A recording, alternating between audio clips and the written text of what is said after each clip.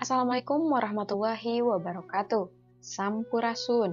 Tepang deui sareng simkuring pun pahmi pahruropi dina pangajaran bahasa Sunda. Laungan dinten ayeuna, hayu urang sami-sami pedar materi ngeunaan resensi. Sateacana aya nu tos diajar ngeunaan resensi. Sapertos nama istilah resensi teh tos teu janten istilah anu aheng deui nya. Margi mungkin dina mata pelajaran bahasa Indonesia bab resensi teh tos pernah dipedar. Tah ayeuna mah urang sami-sami ngemut-ngemut naon ari resensi teh. Sateacan kana pedaran, mangga tataharkeun sagala rupi anu sakirana dipriyogikeun dina proses pengajaran. Kumaha? Atos sayaga? Pamiatos, hayu urang kawitan.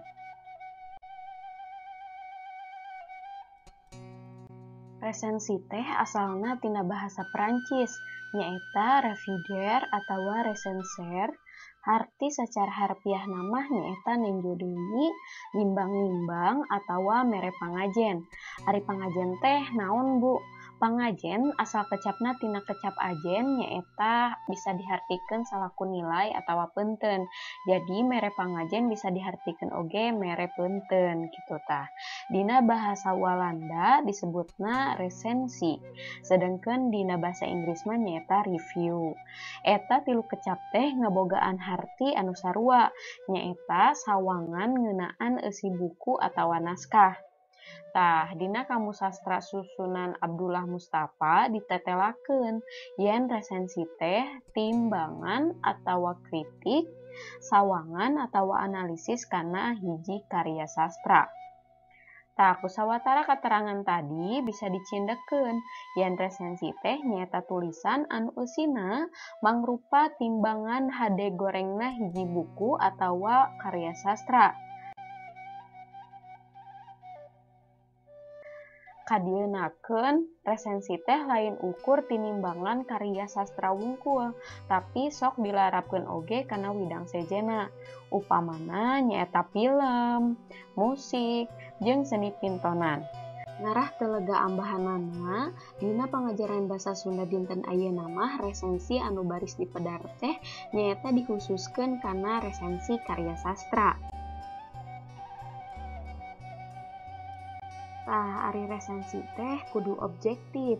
Kapunjulan jeung kakurangan hiji buku atawa hiji karya teh kudu ditepikeun kanu maca.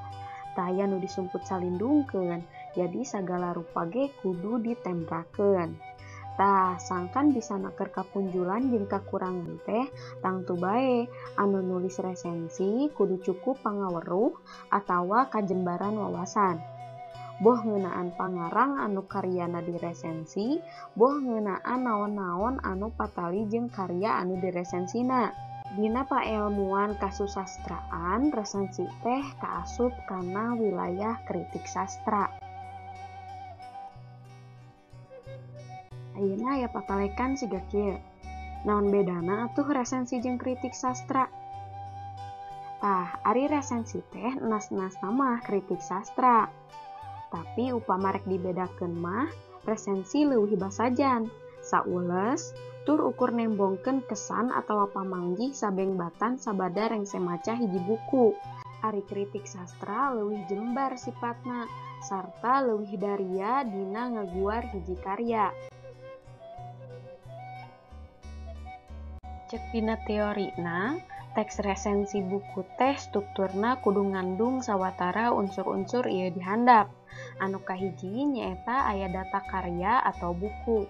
Contona nyaeta saperti naon judulna, saha pangarangna, iraha terbitna, sabaraha hargana, jeung sajabana.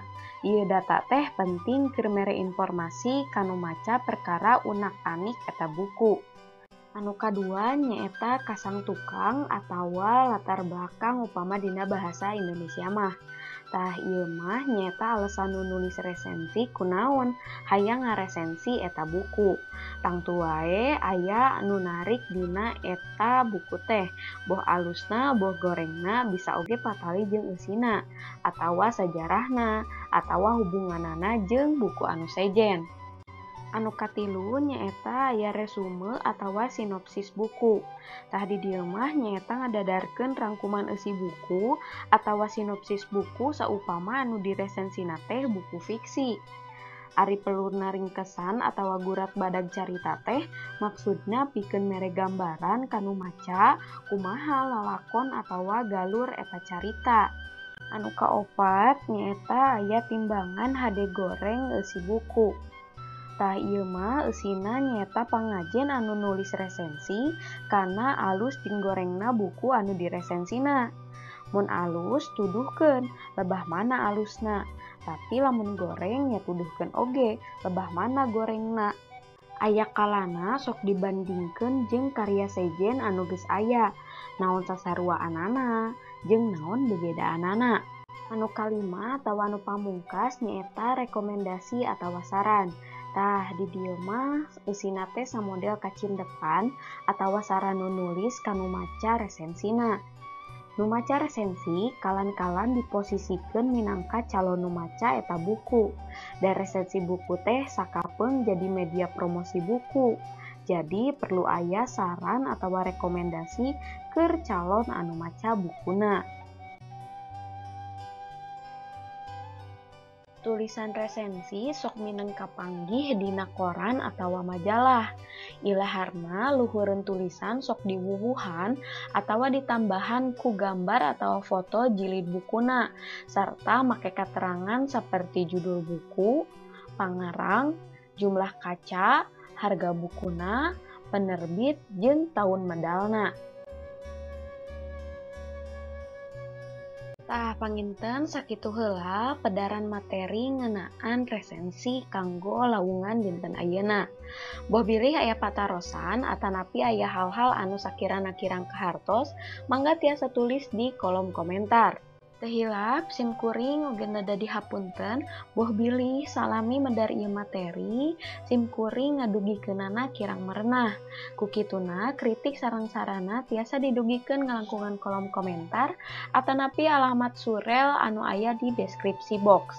Tah sedengkeun buku sumber anu digunakeun dina pedaran dinten ayeuna teh nyaeta anu kahiji aya buku Cahara Basa Pangajaran Basa Sunda pikeun murid SMA, SMK, MA kelas 12 anu dipedalkeun ku Geger Sunten.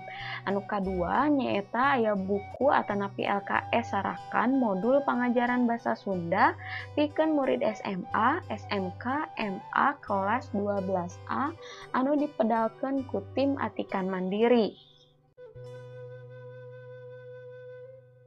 Sakitu anu kapihatur, hatur nuhun kana perhatosanana, wabillahi taufik wal hidayah. Wassalamualaikum warahmatullahi wabarakatuh. Wilujeng tepang deui dina pangajaran basa Sunda lawungan salajengna.